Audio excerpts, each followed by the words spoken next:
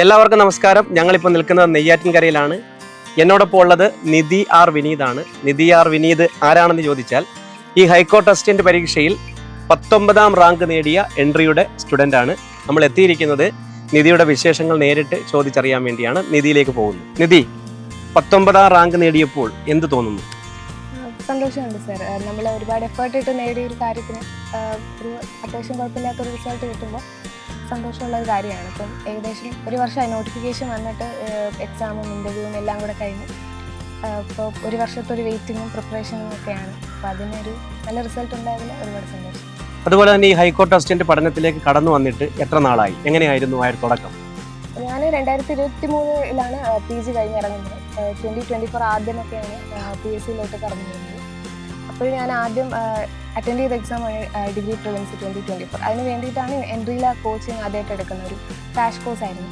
അപ്പോൾ അതിൽ സാറിൻ്റെ ക്ലാസ് കണ്ടിട്ടുണ്ട്. സാറിൻ്റെ ക്ലാസ് ഒരുപാട് ഇഷ്ടമായിരുന്നു. അങ്ങനെയാണ് HCയുടെ നോട്ടിഫിക്കേഷൻ വരുന്നു, രഞ്ജിത്ത് സാറിൻ്റെ മെൻറ്റർഷിപ്പിൽ ബാച്ച് വരുന്നു എന്ന് പറഞ്ഞപ്പോൾ അതിൽ ജോയിൻ ചെയ്യാമെന്ന് വെച്ചത്. പിന്നെ ഇംഗ്ലീഷ് എനിക്ക് അത്യാവശ്യം ഹാൻഡിൽ ചെയ്യാൻ, എഴുതാനും വായിക്കാനും ഒക്കെ ഈസി ആയിട്ടുള്ള ഒരു സബ്ജക്റ്റ് ആയതുകൊണ്ട് എനിക്ക് തന്നെ അറിയായിരുന്നു. ഞാനൊരു ബിഗിനർ ആയതുകൊണ്ട് GKയുടെ ഏരിയാസ് എനിക്ക് അത് കുറച്ച് പിറകിലോട്ടാണ്. അപ്പോൾ ഇംഗ്ലീഷിന് ഇത്രയും ഇമ്പോർട്ടൻസ് ഉള്ള ഒരു എക്സാം ആയതുകൊണ്ട് നല്ല രീതിയിൽ ട്രൈ ചെയ്യണമെന്ന് വിചാരിച്ചു. ഓക്കെ, ആദ്യമായിട്ട് അറ്റംപ്റ്റ് ചെയ്യാണ് ഹൈക്കോർട്ട് അസിസ്റ്റന്റ് പരീക്ഷ. അപ്പോൾ ആദ്യമായിട്ട് അറ്റംപ്റ്റ് ചെയ്യുന്നവർക്കും തീർച്ചയായിട്ടും നേടിയെടുക്കാൻ കഴിയുന്ന ഒരു ജോലിയാണിതെന്ന് നിധി തെളിയിച്ചിരിക്കുകയാണ്. നിധി വേറെ ഏതെങ്കിലും ലിസ്റ്റിലുണ്ടോ? ഇല്ല സാർ, ഇതൊരു വണ്ണയിലിപ്പോൾ ഇതിൽ മാത്രമേ ഉള്ളൂ. നമ്മുടെ എൻട്രിയുടെ കോച്ചിങ് എങ്ങനെയുണ്ടായിരുന്നു?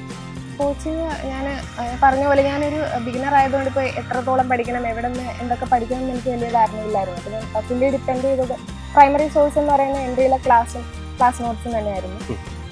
ഇപ്പോൾ മാത്സിൻ്റെ വിപിൻ സാറിൻ്റെ ക്ലാസ്സുകൾ, GKയുടെ ക്ലാസ്സുകൾ, ലീഗൽ വൊക്കാബുലറി, അതൊക്കെ എൻട്രി തന്നെയായിരുന്നു മെയിനായിട്ടുള്ള ഒരു സോഴ്സ് എന്ന് പറയുന്നത്. പിന്നെ അഡീഷണൽ ഹെൽപ്പ് എടുത്തത് അപ്പോൾ അവൈലബിൾ ആയിരുന്ന ഒരു റാങ്ക് ഫയൽ വെച്ചിട്ടാണ്. ഇംഗ്ലീഷിന് ചെയ്തത് സാറിൻ്റെ ക്ലാസ്സസ് കാണും, അത് റിവൈസ് ചെയ്യും. സാറ് റെഫർ ചെയ്ത് PYQൻ്റെ ബുക്ക് മേടിച്ചിട്ട് അത് ഡെയിലി വർക്കൗട്ട് ചെയ്യുന്നു എക്സാം വരെ. പിന്നെ ചെയ്തത് ഇംഗ്ലീഷ് ന്യൂസ് പേപ്പർ ഡെയിലി വായിക്കും, അതിൽ വൊക്കാബുലറി കളക്ട് ചെയ്യും. അതിപ്പോൾ ഈ എക്സാമിനല്ല, എഴുതിയ എല്ലാ എക്സാമിനും അത് ഹെൽപ്ഫുൾ ആയിട്ടുള്ള ഒരു ഹാബിറ്റായിരുന്നു. ഓക്കെ, ബാക്കിയുള്ള പരീക്ഷ പോലല്ല, ഒരു ഡിസ്ക്രിപ്റ്റീവ് എക്സാമിനേഷൻ ഒരു പരീക്ഷയായിരുന്നു ഇത്. അപ്പോൾ അതിൻ്റെ ഒരു പ്രിപ്പറേഷൻ എങ്ങനെയായിരുന്നു? ഡിസ്ക്രിപ്റ്റീവ് അതും പ്രൈമറി സോഴ്സ് പറയുന്ന ആശാമിസിൻ്റെ ക്ലാസ്സസ് ആയിരുന്നു. ഇപ്പം essay ഒക്കെ മാം ഒരുപാട് നമുക്ക് ക്ലാസ്സസ് തന്നിരുന്നു. essayയുടെ ക്ലാസ്സസ് മാം പോയിന്റ്സ് ആയിട്ടാണ് ഓരോ essay അവതരിപ്പിക്കുക. എന്നിട്ട് നമ്മളോടത് സ്വന്തമായിട്ട് എഴുതാൻ പറയും. എന്നിട്ട് അത് മെൻറ്റർക്ക് അയച്ചു കൊടുക്കാൻ പറയും. ഷബാന എന്നായിരുന്നു മാമിൻ്റെ പേര്. മാമും വായിച്ചിട്ട് അപ്പം എത്രയും പെട്ടെന്ന് തന്നെ മാം അതിന് ഫീഡ്ബാക്ക് തരും. ഇനി എന്തൊക്കെ മെച്ചപ്പെടുത്താനുണ്ട് എന്നുള്ള രീതിയിൽ. എന്നിട്ട് അതിന് 15-ന് മാർക്കും തരുമായിരുന്നു. അപ്പോൾ നമുക്ക് അടുത്ത തവണ അത് എഴുതുമ്പോൾ അതിലും നല്ല സ്കോർ ചെയ്യാനുള്ളൊരു എൻകറേജ്മെൻറ്റ് കൂടെ ആയിരുന്നു. അപ്പോൾ essay അതാണ് ചെയ്തത്. പിന്നെ റീഡിങ് കോംപ്രിഹെൻഷനും ആർഷ മാം തന്നെയായിരുന്നു. മാം ഒരു 20ഓളം റീഡിങ് കോംപ്രിഹെൻഷൻ ക്ലാസ് തന്നെ ചെയ്തു. അതിന് പല ലെവലായിരുന്നു. ഇപ്പം ഈസി, മീഡിയം, ഹാർഡ് എന്ന് പറഞ്ഞിട്ട് പല ലെവലിൽ പല ജോണേഴ്സ് ആയിരുന്നു. ഇപ്പം ആർട്ട്, സയൻസ്, ലിറ്ററേച്ചർ അങ്ങനത്തെ എല്ലാ ജോണറും ഉള്ള RC മാം ക്ലാസ്സിൽ എടുത്തിരുന്നു. കുറേ നമുക്ക് വർക്കൗട്ട് ചെയ്യാനും വന്നിട്ടുണ്ടായിരുന്നു. essay എടുത്തത് നിഹാൽ മാം ആയിരുന്നു. കൂടുതൽ ലൈവ് ക്ലാസ്സസിലായിരുന്നു ചെയ്തത്.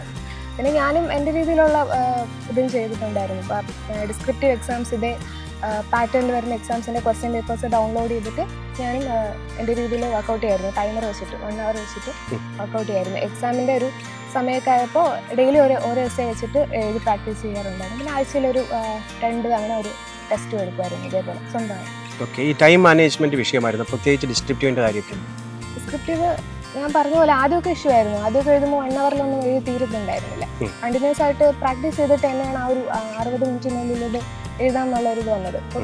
ഓരോ essayക്കും 15 മിനിറ്റ്, RCക്ക് 20, SCക്ക് 10 മിനിറ്റ് എന്നുള്ള രീതിയിൽ ടൈം ഡിവൈഡ് ചെയ്യാൻ ആർഷ മിസ് പറഞ്ഞിരുന്നു. കറക്റ്റായിട്ട് ചെയ്യണമെന്ന്. അത് മൈൻഡിൽ വെച്ചിട്ട് തന്നെയാണ് എഴുതി പ്രാക്ടീസ് ചെയ്തുകൊണ്ടിരുന്നത്. ഡിസ്ക്രിപ്റ്റീവിൻ്റെ ഒരു കീ എന്ന് പറയുന്നത് നമ്മൾ എഴുതി പ്രാക്ടീസ് ചെയ്യുന്നത് തന്നെയാണ്. ഓരോ തവണ എഴുതുമ്പോഴും നമ്മുടെ ലാംഗ്വേജ് റിഫൈൻ ആയിക്കൊണ്ടിരിക്കും. ഓക്കെ, ഈ ആർഷ മിസ് പഠിപ്പിച്ച essays അതുപോലെ തന്നെ ചോദിച്ചത് ഒരു ഉപകാരമായി തീർന്നിരുന്നു അല്ലേ? അതെ, മാം പറഞ്ഞിരുന്നു ആ സമയത്ത് റെലവൻ്റ് ആയിട്ട് നിൽക്കുന്ന ടോപ്പിക്സ് നോക്കിയിട്ട് പോകണം എന്ന് മാം പറഞ്ഞിട്ടുണ്ടായിരുന്നു. അപ്പോൾ AI-യും ക്ലൈമറ്റ് ചേഞ്ചൊക്കെ ഒരുപാട് ഡിസ്കഷനിലുള്ള വാറൊക്കെ ഒരുപാട് ഡിസ്കഷനിലുള്ള ഒരു ടോപ്പിക് ആയതുകൊണ്ട് അതിന് എന്തായാലും ക്വസ്റ്റ്യൻസ് പ്രതീക്ഷിക്കാമെന്ന് പറഞ്ഞിരുന്നു. അപ്പം ഒരു ഇൻട്രോയും കൺക്ലൂഷനും അതനുസരിച്ചിട്ട് തന്നെ നമ്മൾ മൈൻഡിൽ പോയിന്റ്സ് ആയിട്ടാണ് പോയത്. അപ്പോൾ അത് ആ സമയത്തിനുള്ളിൽ 15 മിനിറ്റിൽ അത് എഴുതുക എന്നുള്ളത് നല്ല ഹെൽപ്ഫുൾ ആയിരുന്നു. എത്ര മാർക്ക് സ്കോർ ചെയ്യാൻ കഴിഞ്ഞു ഡിസ്ക്രിപ്റ്റീവിന്? 40 മാർക്ക്. 40 മാർക്ക് എന്ന് പറഞ്ഞാൽ സ്റ്റേറ്റ് ടോപ്പറാണ്. കാരണം 40 മാർക്കാണ് ഏറ്റവും ടോപ്പിൽ വന്നിരിക്കുന്നത്. അതുകൊണ്ട് തന്നെ അത് എനിക്ക് തോന്നുന്നു ആർഷ മിസ്സിൻ്റെയും നിഹാൽ മിസ്സിൻ്റെയും ഒക്കെ ഒരു പ്രധാനമായിട്ട് പറഞ്ഞാൽ ആർഷ മിസ്സിൻ്റെ ഒരു അച്ചീവ്മെൻ്റ് ആണെന്ന് തന്നെ പറയേണ്ടി വരും. ആ കൂട്ടത്തിൽ ഏറ്റവും കൂടുതൽ ഡിസ്ക്രിപ്റ്റീവ് ആയിരുന്നു നമ്മുടെ ഒരു വിഷയമെങ്കിൽ ആ വിഷയം ഓവർകം ചെയ്യാൻ നമ്മളെ സഹായിച്ചതും നമ്മുടെ ഉദ്യോഗാർത്ഥികളെ സഹായിച്ചതും ആർഷ മിസ്സിൻ്റെ ക്ലാസ്സുകളാണ്. ഇനി എനിക്ക് ചോദിക്കാനുള്ളത് ഇൻ്റർവ്യൂ എങ്ങനെയുണ്ടായിരുന്നു? ഇൻ്റർവ്യൂ അത്യാവശ്യം കുഴപ്പമില്ലായിരുന്നു. നമ്മുടെ ഒരു ജനറൽ അവയർനെസ് ആണ് അവർ അതിൽ ചെക്ക് ചെയ്യുന്നത്. ഒരു രജിസ്ട്രാർ ജനറൽ ആയിരുന്നു എടുത്തിട്ടുണ്ടായിരുന്നത്. ഒരാളായിരുന്നു പാനൽ. എല്ലാവരെയും അങ്ങനെയാണെന്ന് തോന്നുന്നു. എന്തൊക്കെ ചോദ്യങ്ങളാണ് ചോദിച്ചതെന്ന് ഓർമ്മയുണ്ടോ? ചോദിച്ചത് ഹൈക്കോർട്ടിന്റെ വെബ്സൈറ്റിൽ കയറി നോക്കിയിരുന്നു, അതിൽ എന്തൊക്കെയാണ് ഉണ്ടായിരുന്നത്, അതിന്റെ ഫീച്ചേഴ്സ് എന്തൊക്കെയാണെന്ന് ഓർക്കുന്നുണ്ടോന്നായിരുന്നു. പിന്നെ ചോദിച്ചത് ജഡ്ജ് സ്ട്രെങ്ത് എത്രയാണ്, ഇപ്പൊ നിലവിൽ കേരള ഹൈക്കോർട്ടിന്റെ ജഡ്ജ് സ്ട്രെങ്ത്, അങ്ങനത്തെ ക്വസ്റ്റ്യൻസ് ആയിരുന്നു. എല്ലാം ഹൈക്കോർട്ടുമായിട്ട് ബന്ധപ്പെട്ട ചോദ്യങ്ങളാണ്. പക്ഷെ എല്ലാവരോടും അങ്ങനെയല്ല ചോദിച്ചത്, പലരോടും പല രീതിയിലാണ് ചോദിച്ചത്. ചിലരോട് ഹൈക്കോർട്ടുമായിട്ട് ബന്ധമില്ലാത്ത കാര്യങ്ങളും പേഴ്സണൽ കാര്യങ്ങളും കമ്മ്യൂണിക്കേറ്റീവ് സ്കില്ലുമാണ് ചോദിച്ചത്. അപ്പം ഇത് വേറിട്ടൊരു അനുഭവമാണ്. ഓക്കെ, നിധി എൻട്രിയുടെ ഒരു ഗോൾഡ് ബാച്ച് സ്റ്റുഡൻറ്റ് കൂടിയാണ്. അത് എനിക്കും കൂടെ ക്രെഡിറ്റ് അവകാശപ്പെടാൻ കഴിയുന്ന ഒരു മേഖലയാണത്. അപ്പോൾ അതുകൊണ്ട് തന്നെ എങ്ങനെയായിരുന്നു ആ മെൻറ്റർഷിപ്പ് ബാച്ചിലുള്ള എക്സ്പീരിയൻസ് എന്ന് പറയുന്നത്? നല്ലതായിരുന്നു. ഞാൻ പറഞ്ഞ പോലെ എനിക്കിത് എത്രത്തോളം എവിടെ നിന്നോ പഠിക്കണമെന്നൊരു ഐഡിയ ഇല്ലായിരുന്നു. അപ്പോൾ ഞാൻ ചെയ്തൊരു കാര്യം, ഡേ 1 മുതൽ എൻട്രിയിലെ ആ ഷെഡ്യൂളും അവസാന ദിവസം വരെ കറക്റ്റായിട്ട് അത് റിലീജിയസ്ലി ഫോളോ ചെയ്യുക എന്നുള്ളതാണ്. പിന്നെ വീക്കിലുള്ള ടെസ്റ്റുകളും കറക്റ്റായിട്ട് എടുത്തിരുന്നു. ടുവേർഡ്സ് എക്സാമിൻ്റെ സമയത്ത് മോക്ക് ടെസ്റ്റുകളുണ്ടായിരുന്നു, അതും കറക്റ്റായിട്ട് ചെയ്തിരുന്നു. മെൻറ്ററായിട്ടിരുന്നത് എനിക്ക് അമീന മാം ആയിരുന്നു. അമീന മാം എപ്പോഴും എന്ത് മെസ്സേജ് അയച്ചാലും അപ്പോൾ തന്നെ റെസ്പോൺസ് തരുമായിരുന്നു നമ്മുടെ എല്ലാ കാര്യത്തിലും. പിന്നെ ഇടയ്ക്ക് ഇപ്പോൾ മാർക്ക് താഴോട്ട് പോവുകയാണെങ്കിൽ എന്ത് പറ്റിയെന്ന് ചോദിച്ചിട്ട് ഇനി അതിന് ഇമ്പ്രൂവ് ചെയ്യണമെന്ന് പറഞ്ഞിട്ട് മാം മെസ്സേജ് ചെയ്യാറുണ്ടായിരുന്നു. ഓക്കെ, ഈ ഡിസ്ക്രിപ്റ്റീവ് എക്സാമിനേഷൻ ഉള്ളതുകൊണ്ടും അതുപോലെ തന്നെ ഈ ലാംഗ്വേജ് പ്രോബ്ലം ഉള്ളതുകൊണ്ടും പലരും ഈ ഒരു പരീക്ഷ അഭിമുഖീകരിക്കാൻ മടി കാണിക്കുന്നുണ്ട്. ഇപ്പോൾ 2027 ഇപ്പോൾ എൻട്രിയെ സംബന്ധിച്ച് വലിയൊരു വിജയമാണ്. മറ്റേ ആവറേജ് ആൾക്കാർക്ക് പോലും ആദ്യത്തെ റാങ്കുകളിലെത്താൻ, അതായത് 100-ൽ താഴെ നമുക്ക് 10-20ഓളം റാങ്കുകളുണ്ട്. 49 പേരെ നമുക്ക് ലിസ്റ്റിൽ വരുത്താൻ കഴിഞ്ഞിട്ട്. അപ്പം എല്ലാവർക്കും നേടാൻ കഴിയുന്ന ഒരു പരീക്ഷയാണ് പരിശ്രമിച്ചാൽ എന്ന് നമ്മൾ തെളിയിച്ചിരിക്കുകയാണ്. അപ്പോൾ 2027 വരാൻ പോകുന്ന പരീക്ഷയെ അഭിമുഖീകരിക്കുന്ന ഉദ്യോഗാർത്ഥികളോട് ഇപ്പം എന്തായാലും തീർച്ചയായിട്ടും ജോലിയിൽ കയറാൻ നിൽക്കുന്ന ഒരാളെന്നുള്ള നിലയിൽ എന്താണ് പറയാനുള്ളത്? ഹൈക്കോർട്ട് അസിസ്റ്റന്റ് എക്സാം ഇപ്പോൾ ബാക്കിയുള്ള PSC എക്സാംസ് പോലെ നമ്മൾ ഒരുപാട് വാസ്റ്റായിട്ട് GK ഒന്നും നമുക്കങ്ങനെ നോക്കാനായിട്ടില്ല. സ്റ്റേറ്റ്മെൻറ്റ് ക്വസ്റ്റ്യൻസ് ഒന്നും അങ്ങനെ കാര്യമായി വരുന്നില്ല. അപ്പോൾ അതൊരു സർഫസ് ലെവൽ അണ്ടർസ്റ്റാൻഡിങ് ഉണ്ടായാലും മതിയാവും. അതിപ്പോൾ ജനറൽ അവയർനെസ് ഉള്ള ആർക്കും അത് ഈസി ആയിട്ട് എടുക്കാവുന്നതേ ഉള്ളൂ. മാക്സിമം ഒരു 10 മാർക്ക് നമ്മൾ ഡെയിലി കുറച്ച് സമയം അതിന് ഇൻവെസ്റ്റ് ചെയ്തിട്ട് പഠിക്കാനാണെങ്കിൽ അതും നമുക്ക് ഈസി ആയിട്ട് എടുക്കാവുന്നതേ ഉള്ളൂ. പിന്നെ ഈ പറയുന്ന ഇംഗ്ലീഷിൽ അത്യാവശ്യം നമുക്ക് ഹാൻഡിൽ ചെയ്യാൻ കഴിയണം.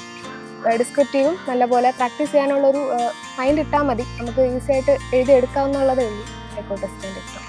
ഇനി നമുക്ക് 2025 ഒരുപാട് പരീക്ഷകൾ വരാൻ പോകുന്നു. പ്രത്യേകിച്ച് ഡിഗ്രി നിലവാരമുള്ള ഉദ്യോഗാർത്ഥികൾക്ക് എഴുതാൻ പറ്റുന്ന, ഡിഗ്രി യോഗ്യതയുള്ള ഉദ്യോഗാർത്ഥികൾ എഴുതാൻ പറ്റുന്ന ഒരുപാട് പരീക്ഷകൾ വരുന്നുണ്ട്. ഇപ്പോൾ PSCയുടെ പാറ്റേൺ മാറി. ഹൈക്കോർട്ട് അസിസ്റ്റന്റ് ഒരു ഡിഗ്രി നിലവാരമുള്ള പരീക്ഷയാണ്. PSC നടത്തുന്നില്ല എങ്കിൽ പോലും ഹൈക്കോടതി നേരിട്ടാണ് നടത്തുന്നത്. എങ്കിലും ഈ ഡിഗ്രി നിലവാരമുള്ള പരീക്ഷകൾക്ക്, പ്രത്യേകിച്ച് സ്റ്റേറ്റ്മെൻറ്റ് ടൈപ്പ് ചോദ്യങ്ങളൊക്കെയുള്ള പരീക്ഷകളെ അഭിമുഖീകരിക്കുമ്പോൾ ആ അഭിമുഖീകരിക്കുന്ന ഉദ്യോഗാർത്ഥികൾക്ക് ഒരു കൊടുക്കാൻ പറ്റുന്നൊരു മോട്ടിവേഷൻ, അല്ലെങ്കിൽ അവരോട് എന്താണ് നിധിക്ക് പറയാനുള്ളത്? ആദ്യം നമ്മൾ അതിനെ കുറച്ച് പോസിറ്റീവായിട്ട് ആ ഒരു എക്സാം പാറ്റേൺ മാറി നിൽക്കാതെ അതിനെ കുറച്ച് പോസിറ്റീവായിട്ട് അപ്രോച്ച് ചെയ്യുക എന്നുള്ളതാണ് ആദ്യം ചെയ്യേണ്ട കാര്യം. ഇപ്പോൾ എങ്ങനെയുള്ള സിലബസ് ആയാലും നമുക്ക് ഒന്ന് മനസ്സ് വെച്ചാൽ കുറച്ച് സമയം കൺസിസ്റ്റൻ്റ് ആയിട്ടും ഹാർഡ് വർക്ക് വിട്ട് നമുക്ക് അത് വർക്ക് ചെയ്യാൻ റെഡിയാണെന്നുണ്ടെങ്കിൽ ക്രാക്ക് ചെയ്തെടുക്കാൻ പറ്റുന്ന കാര്യമേ ഉള്ളൂ ഈ ഡിഗ്രി ലെവൽ എക്സാംസ് എന്ന് പറയുന്നത്. അപ്പോൾ ഞാനൊരു ബിഗിനറായിരുന്നു, എനിക്ക് പ്രത്യേകിച്ച് ഇതിന് ഒരു ബാക്ക്ഗ്രൗണ്ട് ഇല്ലാതെയാണ് ഞാൻ വന്നത്. അപ്പം എൻ്റെയുടെ ഹെൽപ്പോടുകൂടി ഇത് ഫസ്റ്റ് ടൈമിൽ തന്നെ എനിക്ക് എഴുതിയെടുക്കാൻ പറ്റി. എൻ്റെ ആദ്യത്തെ അറ്റംപ്റ്റാണ് ഹൈക്കോർട്ട് അസിസ്റ്റൻറ്റിൻ്റെ. അപ്പോൾ എൻ്റെ ഒരു 6 മാസത്തെ കൺസിസ്റ്റൻ്റ് ആയിട്ട് ഞാനിട്ട് എഫേർട്ടിൻ്റെ റിസൾട്ടാണ് എനിക്ക് കിട്ടിയത്. അപ്പോൾ അതുപോലെ നിങ്ങൾ ഓരോരുത്തരും ഇത് ചെയ്യാൻ തയ്യാറാണെങ്കിൽ ഉറപ്പായിട്ടും നിങ്ങൾക്ക് എല്ലാവർക്കും ഏത് എക്സാം ആയാലും ക്രാക്ക് ചെയ്യാൻ പറ്റുന്നതേ ഉള്ളൂ. എല്ലാവർക്കും ഓൾ ദി ബെസ്റ്റ്. തീർച്ചയായിട്ടും വളരെ ചെറിയ പ്രായത്തിലാണ് ഇത്രയും വലിയ ഒരു പൊസിഷനിലെത്താൻ പോകുന്നത്. അത് എന്തായാലും നിധി എടുത്ത ഒരു എഫർട്ട് വളരെ വലുതാണ്. അതിനോടൊപ്പം തന്നെ എൻട്രിയുടെ ഒരു സേവനം, അല്ലെങ്കിൽ എൻട്രി ഒരു പാലമായിട്ട്, സ്വപ്നത്തിലേക്കുള്ളൊരു പാലമായിട്ട് എൻട്രി വർക്ക് ചെയ്ത് അതിൻ്റെ ഭാഗമാകാൻ എനിക്ക് കഴിഞ്ഞു.